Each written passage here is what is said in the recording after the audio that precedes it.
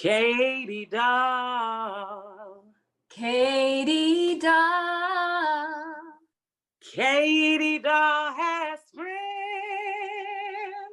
Ooh, she has friends. Yes, she does. She's got a friend in me. And she's got a friend in you. You know that, Katie. Katie Dahl. Katie Dahl. Katie Dahl has friends. Katie Dahl has friends. Yeah.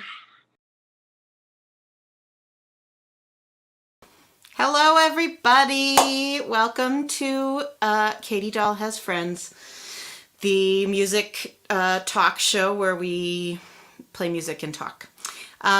Today, our special guest is Julie Wolfe, who produced my latest album, and I'm very excited for us to talk to her. But she is not going to come on for a while. I mean, not just a short while, not a very long while. Don't fear.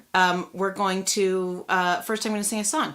And in the meantime, everybody, I would love to know who you are and where you're here from. Tell us in the comments, okay?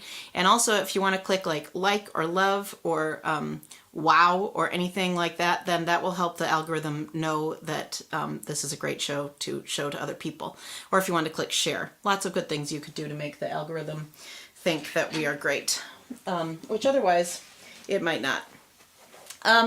So you guys, this is the last day of my Kickstarter campaign, which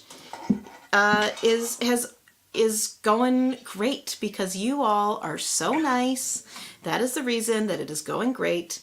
And we have raised like $45,000 something, which is just incredible and so awesome. There are still great reasons to give before midnight Central Time tonight, and some of those are that you can get like super awesome on your end. You can get like some swag that you'll only be able to get via the Kickstarter. And on my end, I still actually need to make more money to hire music promoter, a radio promoter and a publicist and all things like that. So there are still great reasons to hop on the train. Claire and Deb. Hi, Claire and Deb. Yay. Claire and Deb are here. See, this is the sort of thing that if you tell me that you're here, I will shoot you up a little flare on the screen. Joanne. I'm on your to-do list? That's so nice. Everyone else put me on your to-do list. But actually, you probably don't need to because I bet a huge proportion of you who are listening already kickstarted. So super grateful to all of you. Okay, without further ado, we are gonna I'm gonna sing a song from the record. I was trying to think like what. Oh, Jeff and Marie, yay, Jeff. It's dreary and drizzly here too. You are a bright spot in my day every day. Hi, Deborah, thank you for watching. So I was trying to think like what songs have I already done in this little mini series of Katie Dahl Has Friends, and which ones haven't I? And this song is one that has kind of gotten like not gotten as much airplay as others, so I thought I would do this one. It's one that sounds like super cool on the record, and it's a little bit like, we called it the Gollum song when we were making it, when we were recording it. It's like, it has a kind of a Gollum vibe. And it is a song that I wrote on the way to writing another song. I was, you may, Marty and Susan. Hi from Marty and Susan, okay. It's a song that I wrote on the way to writing another song, and I was trying to sort of deal with issues of body image and body worries, and eventually I wrote a song that was more sort of overt about this, but this is the song I wrote on the way to writing that. Tracy, hi Tracy. Okay, here we go. I'm not going to put your comments up for a little bit because I'm going to be paying attention to this song, but we'll catch back in with you in a minute.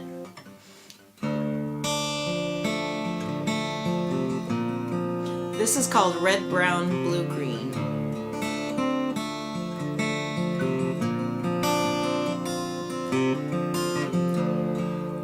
How does it start? Where do you put them when you take them away? Take them away. Take them away at the bottom of the ocean or the middle of a mountain.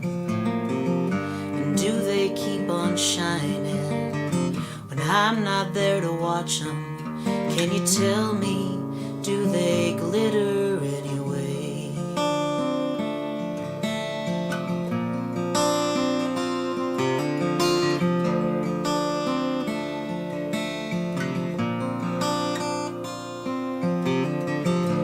What do I lose when you take them away? Take them away. Take them away. Bag of diamonds, box of pebbles, all the clothes I spend my time in, scraps and souvenirs, little pieces of my mirror. They creep in and they take them all away. Like the red rocks knocking in the big brown river, in my blue jeans waiting, and her laughing like forever, and the green leaves running down towards Superior. On the record, I play all the right chords.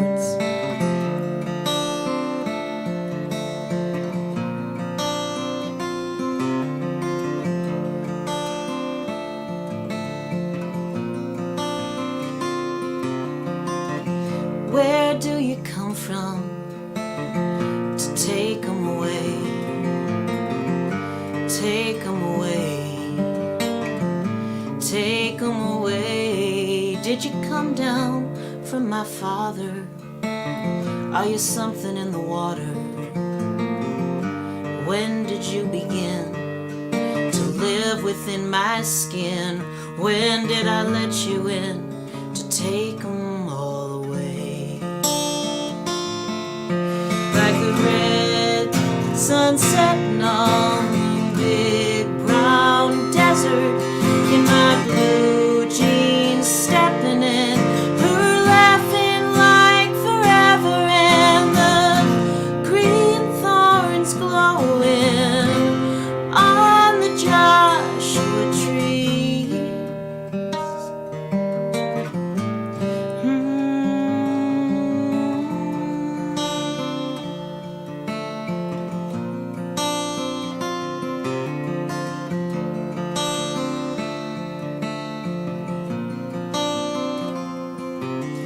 I'm building up a wall so you can't take them away.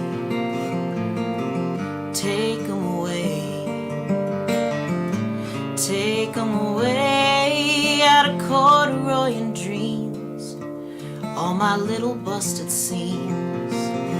I've been 34 years building, I've been hammering and filling all the cracks where you can crawl. Watch my precious seconds fall before you pick them up and take them all away.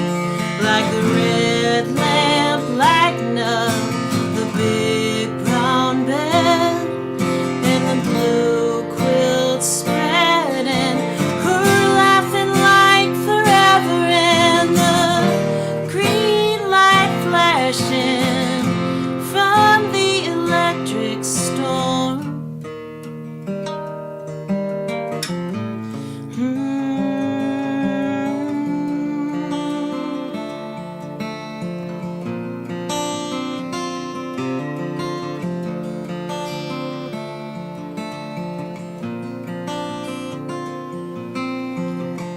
What do I lose when you take them away?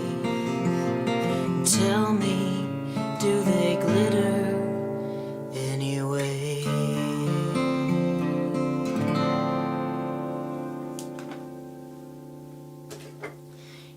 Oh, my automatic applause thing is out of batteries. Woo! I hear the applause from afar. Okay. That was a song, and now we're going to bring on our special guest. Get ready for Julie Wolf. Woo! Hi. Yay! Hi. Welcome to Katie Dahl Has Friends. Thank you, Katie Dahl. Yeah. Tell me where you are. I am in the Lower East Side in New York City, music directing a Jill Sobule musical called, I don't think the FCC monitors Facebook. it's called Fuck Seventh Grade. And it's awesome. were you or were you not this week mentioned in the New York freaking Times, Julie Wolf? It's so amazing. Yes. It's so exciting. It's really exciting. It's if any of you are in or near New York City, please come see us. We're running until November 8th at the Wild Project in the East Village. It's awesome. Yay. Bill's fantastic. The band's fantastic. The whole creative team, amazing. Yeah. Yay. That's great. What's your what are you drinking? I am drinking a triple wet cappuccino. Oh, I forgot that was your coffee order. That's my coffee order. I'm about to open a non-alcoholic IPA. Are you at all a fan of non-alcoholic beers? Well, no, I've never had one that I like, but Well, you can expose me to it. The Athletic Brewing Company is the way to go. These are the best non-alcoholic beers I've ever had. And sometimes, like tonight, Rich and I are going to a thing, like a party at the theater, and because there's some extra beer to get rid of. And after that, we're going to parent-teacher conferences at 7:30. So I can't have a alcoholic beer now, but I can have this non-alcoholic beer. So. Yeah. Rich. Oh, that's nice. Rich Higdon is putting. Oh yeah. Rich is putting all the people are coming into the theater. That's very exciting. Oh, look Rich at is that. putting. Yeah, Rich has your link. Oh, and I'm by the way, speaking of links, I'm gonna put the Kickstarter link. It's not letting me make a comment. On Facebook. Oh no, I'm in the. I bet it won't let you make it. I don't know. I don't know if you can make a comment on StreamYard. Okay. You might not be as powerful as I am, Julie. Well, we know that. Few people are. Julie Wolf, you, what to say? You are the producer of my album. What does that mean for the uninitiated? What does a producer do? Well, it's different on every project. What about on this most impressive and amazing of all projects? Right. Yeah. Which it is. I step in stride with you a significant amount of time before we start recording, and you start sharing your songs with me. And it's interesting doing that over Zoom and Facebook. I feel like we did really well with that. And we spent a lot of time going into the songs and sort of giving them equal amounts of love and ruthless editing. Yeah.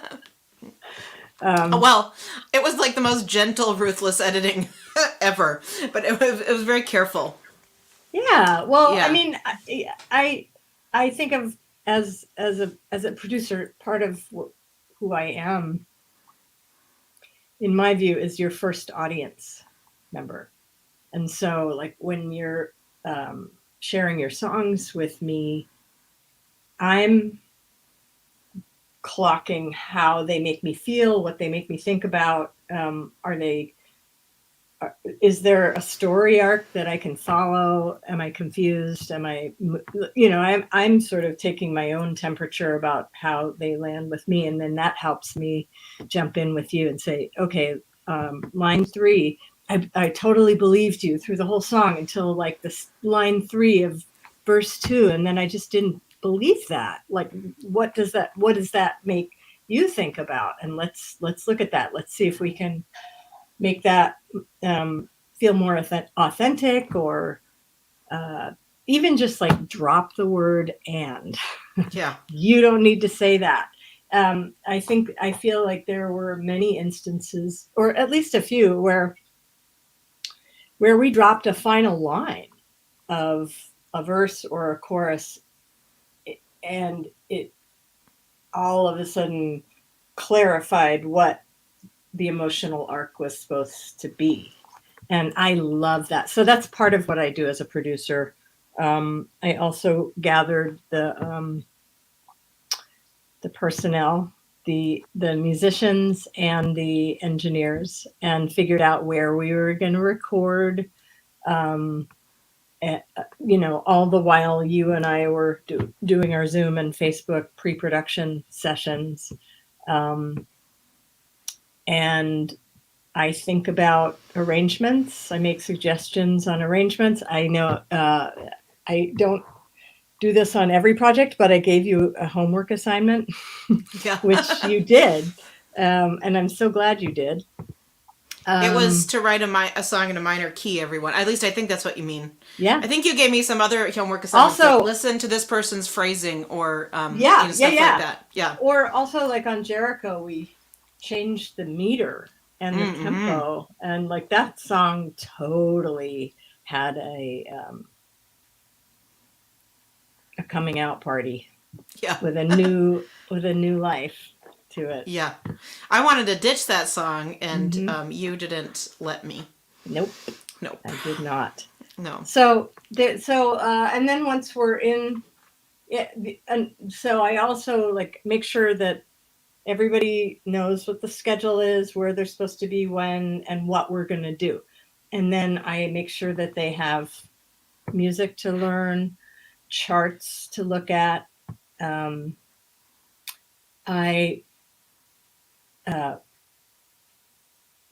had some cool conversations with each person who tracked basics with us, and that was Todd Sikafu, Scowen Matthews, and Nino Machella. I had meaningful conversations with each one of them about your come from, like why you were writing these songs, and how that this is a significant body of work for you that you've been unearthing for a few years, and that originally you called the group of songs things that Katie Dahl finds hard to talk about, which I loved that so much. And so I was able to like communicate that to the guys, and that was meaningful to them, because then they came into the room knowing that. Yeah. And it's kind of like calling them onto the same page as you and I are on. So, and then I ran rehearsals, and then ran the basics tracking, and ran the overdubs, and did a lot of editing and comping, and we can get into those definitions, but I'm just kind of throwing everything at the wall. And now we're in the mixing process, and I'm reviewing, guiding the mixing and reviewing and making revisions, and we're almost to the finish line where we will hand this off to a mastering engineer, and then we will do the process of deep listening to that. And we may ask for some revisions. Sometimes mastering engineers just land their mark first pass, and then we will we'll have figured out a song order before we get to mastering, but then just a kind of last thing that we can do is think about space, the amount of silence or space between songs. And for me, that really is meaningful, because I know that we're living in kind of a singles culture now, where people just download one song and often, and not the whole record. But I still think of records as a song cycle, and so it matters to me. I listen to records as records, not all the time, but a lot. And so it matters to me how much space is in between each song. And I kind of gauge that in sort of in my body. Like if I'm able to inhale and exhale and be ready for the next song, because during the inhale and the exhale, I am ingesting what I just heard and learned. Sometimes songs call for an immediate next song, but anyway, so those are some things that I do. One time, I don't remember. Wait. What? Wait. I also negotiate rates with everybody. Oh, yeah. Everybody, musicians, engineers, everybody. So there's that. Okay. Yeah. All right, go ahead. I was going to say that I remember that one time, I can't remember like at what point this was in our process, but you were working on other records, like spacing. And I was like, 3 seconds all the time. And Julie texted back, wrong. Wrong. Okay. Pause to say hi. Pause to say hi. She's saying it all to all of you out there. Hi to Joanne. Joanne Martin just kickstarted. Yay! I would just like to say that if anyone else kickstarts, I should look. Nope, Joanne's the only one who's kickstarted since we got on this thing. I'll happily shout you out if you do it.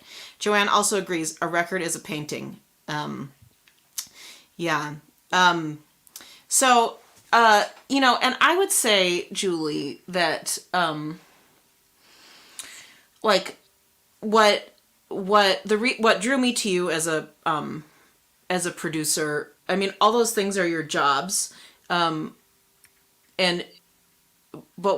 what the reason that I wanted to work with you is that you have this really specific sort of ethos about recording and about songs that involves undefendedness. Yeah. And I wonder if you could talk about that a little bit. Yeah. I'm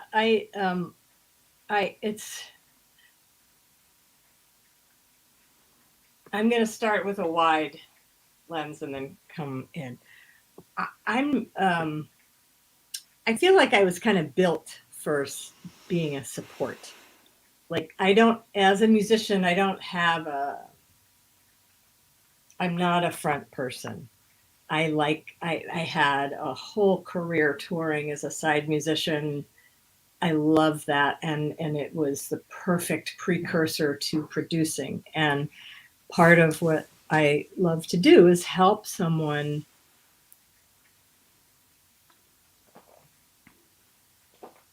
disabuse themselves of anything that's protecting them from themselves or from their story. So like help them take off armor, or, sit with them through something that feels vulnerable or scary, and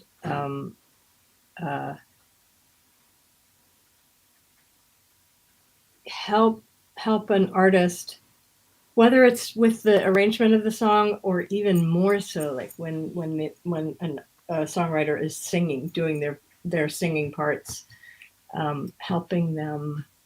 Hang on a sec. Hi, Gregory. I'm here doing a little interviewee thing. Okay. Our audio engineer just got here. He's awesome. So like helping someone get drop their defenses and find the most authentic expression of the story and themselves. And that is the thing I love most about producing. Like that is so, so meaningful to me. Yeah. Why, like, so for me, that's like, has been life changing for me that's your gift of that. But I have wondered, like, that feels good to you too, huh? Like, it's not just, Yeah. it doesn't just feel good to me. Oh no. Yeah. yeah. No, it feels, I mean, you know that. I'm just asking for the public. Yeah. Okay. Yes, public. Yes, it feels really good to me. It's incredibly meaningful and sorry, someone just came. It's incredibly meaningful, and it's I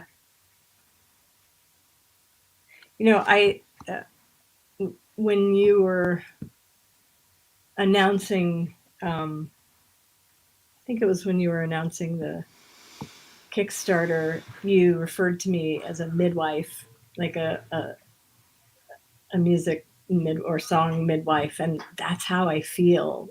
That's helping and holding, and it, it doesn't just change your life; it changes mine too, like dramatically, and um, and especially if the artist is willing to go on that journey. And some people are more willing than others. You've been incredibly brave and willing, which has been so touching and inspiring, not just to me, but to everybody who has worked on this record, and to Irene, who has shot some. Irene Young has shot some gorgeous pictures and video of you. Everybody can feel how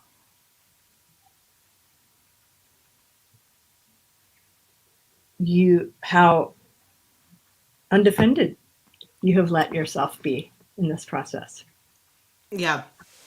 Well, I really think I really think that it has been a collaboration in like the truest sense of the word. Like it's been a collaboration in that like I just don't think that I would have written those songs without your ear, without like it takes imagining a certain kind of audience, and sometimes I imagine a mean audience. Like sometimes sometimes my head has a mean audience in it. Yeah. Which does not say anything, by the way, about all you nice people who went to Scotland. This is like the Scotland group, man, representing. Come to Scotland with me next year, scotlandfolktours.com. But I'll just put that in the link in the thing here. But yeah. I was wondering, I was thinking, because I was just singing that song, Red, Brown, Blue, Green. And like what I remember about singing that song in the studio is that you had me, like that song has a lot of, has some choruses that are really quiet and in the lower part of my register. And then it has some like more strident, well, strident is the wrong word, but like bigger, broader. Yeah, it grows. Yeah, choruses that are louder and more belty but what you had me do was whisper sing, of like really quietly sing the whole thing. Yeah. And we didn't even keep. I don't know that any of those takes ended up on the final thing. I don't think they did, but yeah, but it sort of. It opened a door to that song in a way that needed to be opened up. Yeah. Yes, exactly. It's almost like they didn't need to be on the record, because what they did was they helped shine a light on the path you needed to take. Yeah. And you really gave into that, like and I think, was Irene there when you did that? I think she might have gotten some beautiful footage of you cracking open to yourself. And that's everything. That is everything. Yeah. Yeah. Yeah. I mean, we I could really- have we could have made a record of just Katie and her guitar. And if you still got to that place of cracking open to yourself, it would be the most powerful thing. Totally. You know? Yeah, Yeah. that's exactly right. You know, I was at a conference this weekend, and there's this woman, Sue DeMel, who is a mentor of mine, a friend of mine, and she's part of the band Sons of the Never Wrong, which you folks out there might know. My mom likes to say, and it's funny that you play with them because you're the daughter of the always right. But That's funny. yeah, but anyway, she said, Sue, I did some in the early pandemic. I did some like songwriter, Zoom songwriter lessons with her, like a performer songwriter. It's like songwriter therapy lessons with Sue. Mm-hmm. By the way, everyone, she's doing an online class, and you should totally do it. Sue DeMel, she's great. But anyway, we talked about this sort of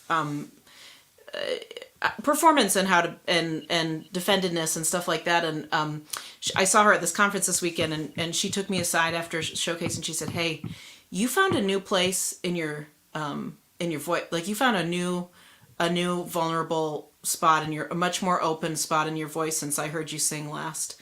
And I feel like that happened like in Oakland. I mean, in Richmond. Like I feel like that's where that spot got found. That's Yeah.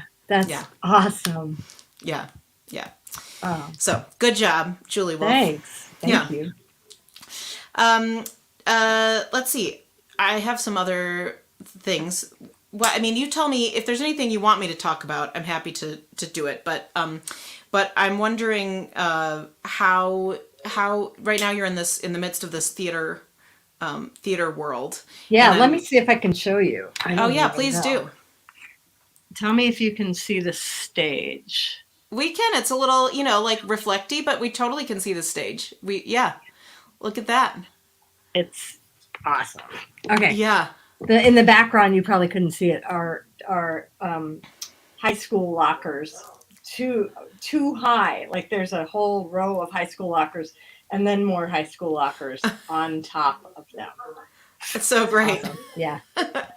Okay. So anyway, so I was wondering, like, how to you is the being in the theater world like similar to or different from the producing in the studio experience? Oh wow. Well, I think it depends. I don't know. That might be too broad a question. Yeah. Well, I guess tell me what are you doing? Like your music directing. Thank you. And people are A charger. Hi, Jill. Okay, go ahead. Tell me, what are you doing? Like I know you're music directing, but like, what does that look like in this piece? Well, this piece I've been part of since 2019. I came on board in early 2019, and we've done multiple workshops since then. And I've arranged the tunes with Jill, or deepened arrangements with Jill. Prior to that, Jill had kind of been functioning as, the subject of the play and the musician and the lead, but also de facto music director. And the reason originally that I was brought on was to take some of that off of her shoulders. And I wasn't brought on to be on stage playing in the piece. But that kind of, that morphed over time. And at a certain point, in one workshop, I ended up, because we had a new person in the band, and we needed to make the sound a little more full, and so I was off stage playing, just kind of like playing some things here and there, glockenspiel, some piano, accordion. And I think what happened after that was Lisa Peterson, the director, and Jill and I decided that the music needed those extra sonics. And so somehow I got put on stage, and that's been awesome. And I mean, I've there are the band is on stage in this piece. I mean, it's kind of a rock concert musical. It is definitely theatrical. It's not just a concert, but I've had experiences, other music directing experiences where the band was on stage. I did I music directed a really beautiful piece written by Todd Almond and directed by Les Waters called Girlfriend, and it was the music of Matthew Sweet, who has an album called Girlfriend. And I can go into that if you want, but that was fun being on stage for that too. That was that was more the musicians are on stage. Like I didn't have any lines in that one, but all three of us in the support band play parts of people in Jill's past, and it's really fun and totally outside of what I usually do. Uh-huh. Yeah. That's great. Yeah. And you play a little bit accordion in this show, and also on my record. And I wanted to ask about the accordion. And did you always know that the accordion could be cool, or did you pioneer the coolness of the accordion? Oh. Like, I feel like who would have thought that the accordion would be like a cool, like instrument in Ani DeFranco's band? Did you figure out that it could be cool, or did someone else figure it out? Well, by that time I knew that the accordion could be cool. By the time I got into Ani's band, and she was in agreement, so that was good. The way I came to the accordion was at a certain point, really all of the songwriters that I worked with kind of cornered me and said, "You need to start playing accordion. You have to go get an accordion." And so I said, okay. And I went and got a cheap accordion and started there. And, I'm not, I feel like I play at accordion because I really don't have my left hand together. The left hand is where all the buttons are. And one of these days I'm going to find some old Brazilian dude or an old Italian dude and take lessons, to get facile with the left hand stuff.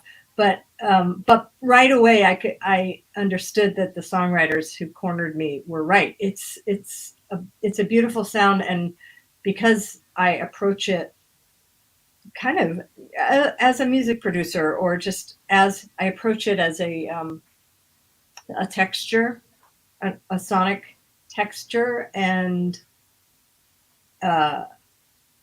so I also found an accordion that was small enough that I could play it and move with it. And I think if I were playing an unwieldy accordion, that would make it less cool because I'd be like, "Rrr." But also, so anyway, I kept upgrading my accordions, cheap ass one. Then the next one was less cheap ass. Then the next one was just cheap. And then finally, I upgraded to a Petosa accordion. And the Petosa family is an Italian-American family in Seattle that they're an accordion family. They have a shop. They're a brick and mortar shop, and they work with accordion makers in Italy, and they make really good instruments. And it was in the early 1990s, and I was playing, I think I was playing with Laura Love still, and I invested, it was 95 or 6, and I invested in this, like a lot of money to me back then in this accordion. And it was so amazing when you have a really high quality instrument. It makes you play differently. In some ways, I feel like it makes you play less you know, because you're just anyway. So I still have that accordion, and it's tiny. Uh-huh. And you also played a different kind of accordion on my record. Yeah, you played bass accordion on my record or something? Is it true? I was going to, and I didn't end up playing bass accordion. What's the thing on Summergrass? Is it just normal accordion? Yeah, run through an amp. Oh yeah. Ooh. Yeah, we ran that through an amp and just made it overdrive a little bit, and it sounds really tough. It's got those kind of dark, lower harmonic sounds that happen when a sound breaks up because of an amp. It sounds super cool. I like it. Yeah, the we just have a few minutes left, but I think I sent you this note that my friend Emily White, your fellow Katie Dahl Has Friends guest, that's her main resume line item, that said that the production on these songs, which should not very many people have heard, but I make Emily tell me what to do in all things, so I made her listen to the mixes, and and by made her, I mean I asked her nicely to take some time, and she very kindly did it. But anyway, she said she called the production on these songs like a night dive, like dark and shimmering, I think, and I love that. I love that too. That's awesome. Night dive. Yeah. Yeah. Well, how would you? I mean, maybe this is too big of a question, but I actually haven't thought about this. Like, if you had to describe the sonic landscape of this album, what would you say, do you think?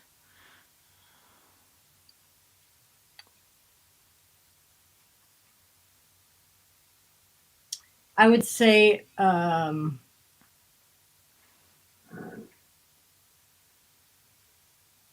darkly textured, hopeful.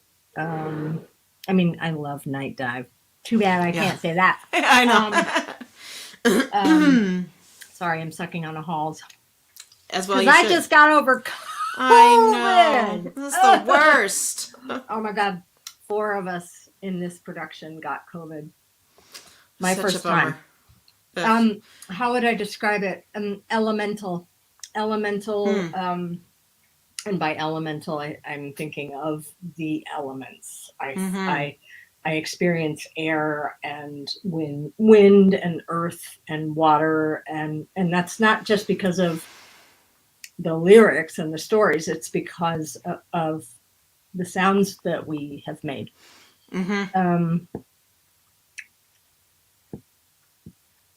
Yeah. I think that's right on. And I mean, I don't know if you remember, but and I don't think anything literally like this ended up on the record, but I remember when we were talking about Temperance River, which is the second to last song I wrote for the record, and is perhaps one of the stonier of the Seven Stones songs. I remember a cool session on Zoom where you were saying I could hear something oscillating, some sort of oscillating sound on this song, and I was like, oh, a stone skipping, and skipping stones is not literally in the lyric, but it's a huge part of my visual thought about the song, how I picture the song. I feel like that was a moment where we were talking about the integration of production and lyric, and what how that happens, and it felt sort of cool and kismet-y to me. That I said oscillating, and that it did to me too. And I also feel like that falls into the elemental category too. Yeah, exactly. The song is very watery. Yes, watery and rocky. Yeah, that's totally true. I love that song.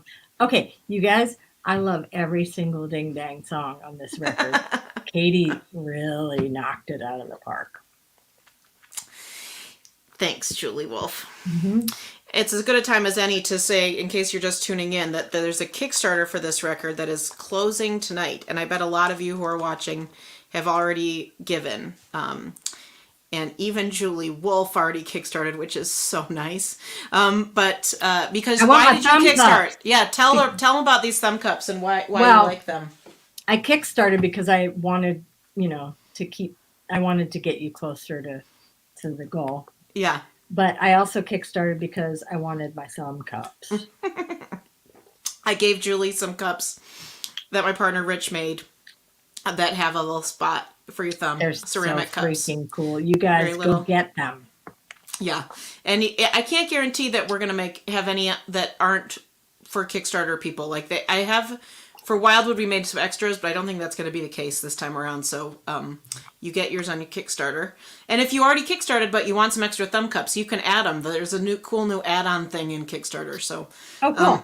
Yeah, you can do that. And it closes at midnight. So this is the time to get in. But I bet most of you already did. Yeah, so you can get in again. Right. Your thumb cups. Right, exactly. That's exactly right. So if you're in New York or you're going to be in New York, go see Julie in Fuck 7th grade, and which sounds awesome. I think I'm going to get to go, which I'm very excited about. I'm going to close us out with a song, but I'll let Julie go. Thank you so much for having me. Yeah, thank you. It's been really, really, really fun. Yay, Julie Wolf. I love you, Katie. I love you too. All right. See you. Have a great show tonight. Okay, cool. I'll talk to you soon. Okay, bye. Bye. Let's see. What song should I do? I guess I can take my headphones out now because I'm not going to echo with Julie. I'm going to do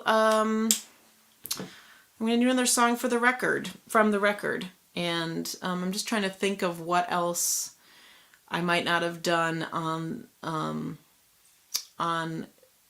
the live stream yet. You know what I think I'll do is this song Silhouette, which I haven't played in quite a while, and it just occurs to me that I could. This is, I think, the second song I wrote for the record, and it was pretty early.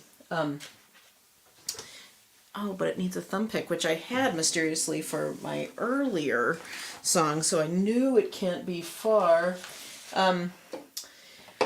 Anyway, I was thinking a lot at the beginning of COVID about I conveniently put it somewhere I wouldn't lose it. About losing people I loved, and in particular losing Rich. And I was lucky that no one in my life became super sick from COVID. But it sure did make me think about how much I loved people, which I always already think about, like, I'm a great catastrophizer and imagining terrible things happening to people I love, so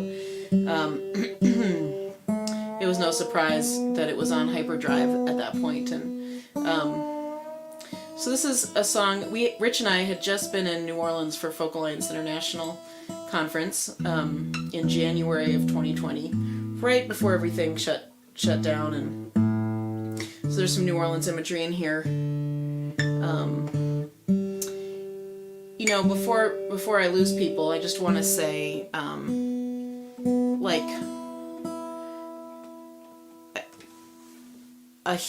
a huge thank you. Like, it's not possible to say, deeply enough, like, over this screen, how deeply I am moved and grateful for your contributions to making this album come to life on the Kickstarter campaign. I mean, this album has meant so much to me personally, and that I get to do it is that I got to have that experience, which was transformative for me, is is amazing. So, and it's because of you. So grateful. I'm so grateful. And if you didn't do it yet, you can do it till midnight. And I'm going to sing the song Silhouette for you before I sign off.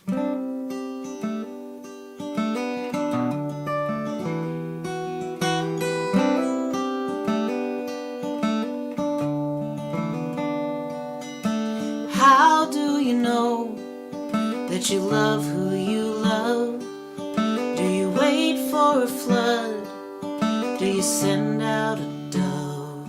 When I get to wondering how deep and how high, I close my eyes, think about the day you'll die. Oh, love, the day you'll die.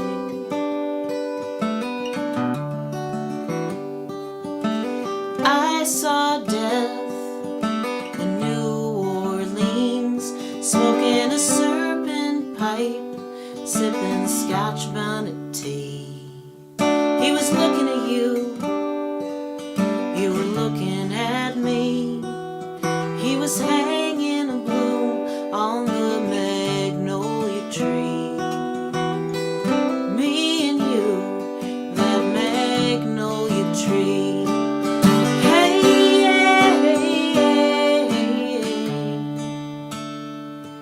hey,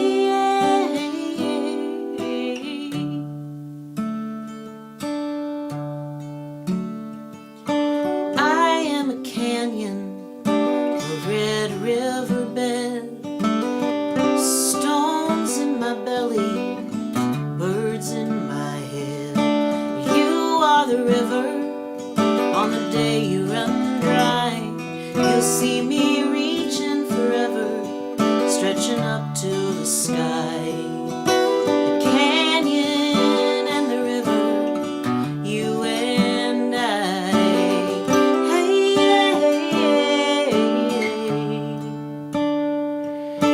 Hey, hey,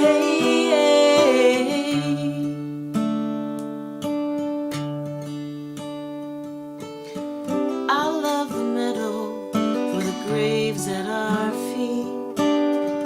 I love the rainbow for the rust underneath. That's how I love you. I love your kiss. I love your shadow. All the things I'll miss. Oh, love, the things I'll miss. You plant all the daffodils, pedaling the Iowa hills, pumping that spinning wheel, keeping that even keel, swimming in the cold lake, feeling that old ache, crying for the dead man, dancing to Graceland, lighting up the Christmas tree, yelling at the referee, pouring out coffee and wine, keeping perfect time, swinging that hatchet high, singing a lullaby, every silent duet, every little regret, every endless breath. Your silhouette, your silhouette,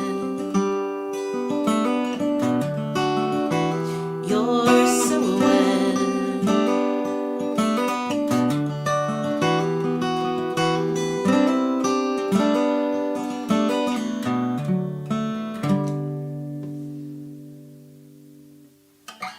Thanks, everybody. I look forward to having another occasion to do Katie Dahl Has Friends sometime soon. And until then, thank you, thank you, thank you, thank you, thank you, thank you, thank you, thank you, thank you, thank you. I'm so grateful. Okay. See you next time.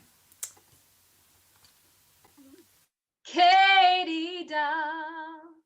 Katie Dahl has friends. Katie Dahl has friends. Yeah.